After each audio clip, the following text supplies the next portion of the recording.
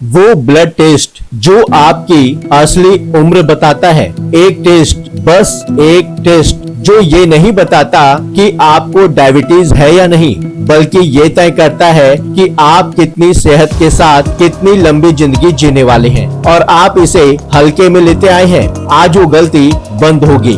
नमस्कार, मैं हूँ सुशील गिरीश और आप देख रहे हैं टॉपिक हब फिटमेंट 24।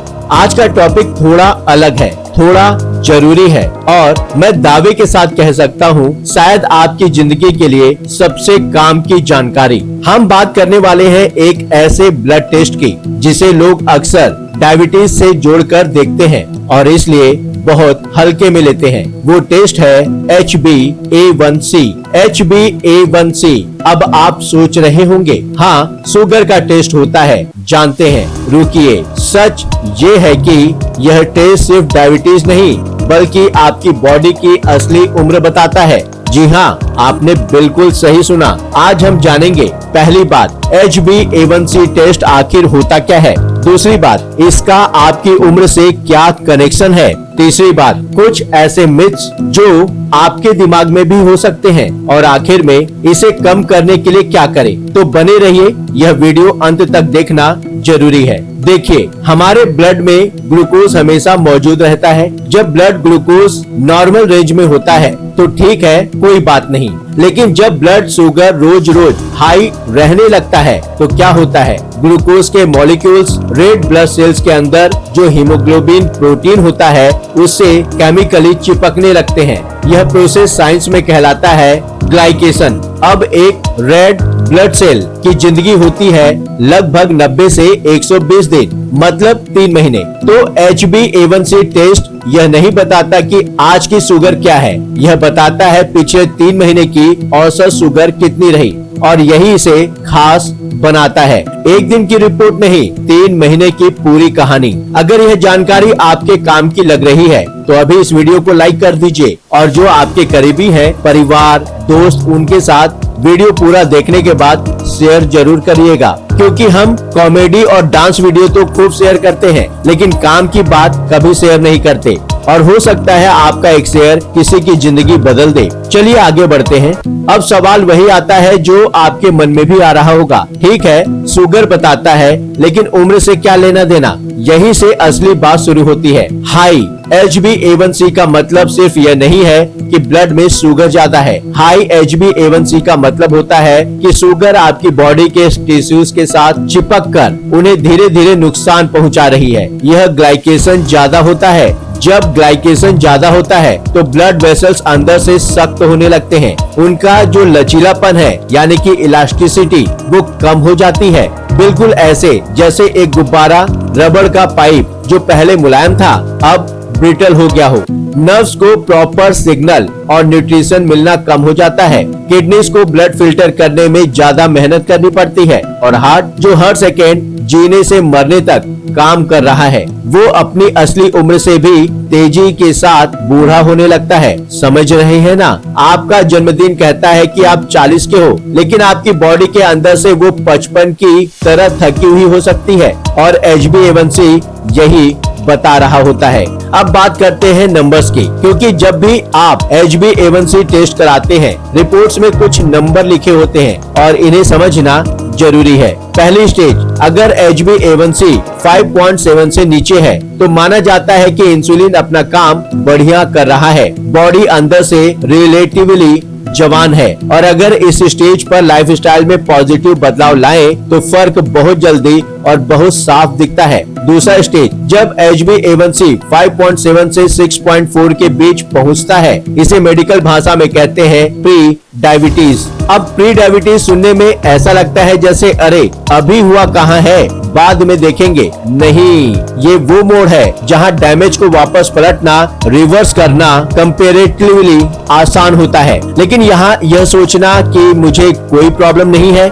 यह सबसे बड़ी गलती है जो ज्यादातर लोग करते हैं। और तीसरी स्टेज, जब HbA1c 6.5 या उससे ऊपर चला जाए तो डायबिटीज फुल फ्लैश हो चुकी है, चाहे आपको लक्षण हो या न हो। अब थोड़ी बात उन गलत धारणाओं की, उन मिथ्स की जो हमेशा सुनते रहते हैं, और शायद आपके मन में भी एक आध बैठा हूँ। पहला मिथ, मैं तो मीठा खाता ही नहीं, मेरी शुगर कैसे बढ़ेगी। यहीं पर सबसे बड़ी गलतफहमी होती है। सच यह है, बॉडी को फर्क नहीं पड़ता कि आपने मीठा खाया या नहीं। बॉडी को फर्क पड़ता है कि आपने ऐसा कुछ खाया या नहीं जो बॉडी में जाकर शुगर बढ़ा रहा है। ब्रेड, बिस्किट, नमकीन, जूसेस, मैदा, व्हाइट राइस, ये सब चीजें नमकीन लगती हैं, लेकिन बॉडी में जाकर बहुत तेजी से शुगर बढ़ा देती हैं।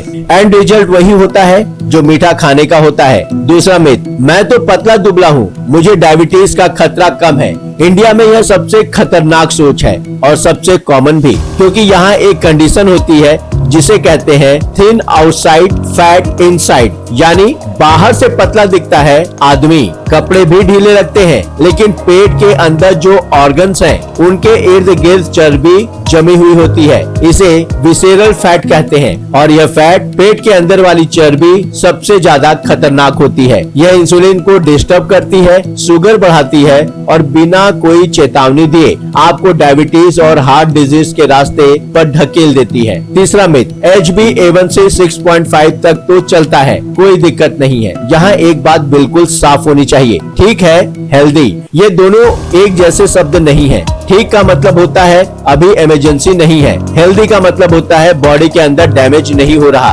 और ये दोनों चीजें अक्सर एक साथ नहीं होती। तो सिर्फ इतना सोचकर कि रिपोर्ट ठीक आई है, रिलैक्स मत हो जाइए। सही रेंज में आना आपका गोल नहीं होना चाहिए। आपका गोल होना चाहिए HbA1c को जितना हो सके कम से कम लाना। अगर अभी तक कोई बात आपको ओह कर रोकी हो तो कमेंट में जरूर लिखिएगा, और अगर आपने कभी HbA1c टेस्ट कराया है तो अपना रिजल्ट भी शेयर कीजिएगा कमेंट बॉक्स में। हम यहाँ जज करने नहीं आए, हम यहाँ साथ मिलकर समझने आए हैं। चलिए अब सबसे प्रैक्टिकल हिस्से पर आते हैं। तो अब आते हैं सबसे जरूरी सवाल पर, HbA1c कम करने के लिए क्या करें। पहले एक बात साफ कर दूं, HbA1c एक दिन की रिपोर्ट नहीं है, यह 3 महीने की पूरी कहानी है। तो इसे कम करने का तरीका भी स्टेप बाय स्टेप होता है, लेकिन सही दिशा में काम करे तो 100% पॉसिबल है। और यहाँ मैं सिर्फ चाय की शक्कर की बात नहीं कर रहा।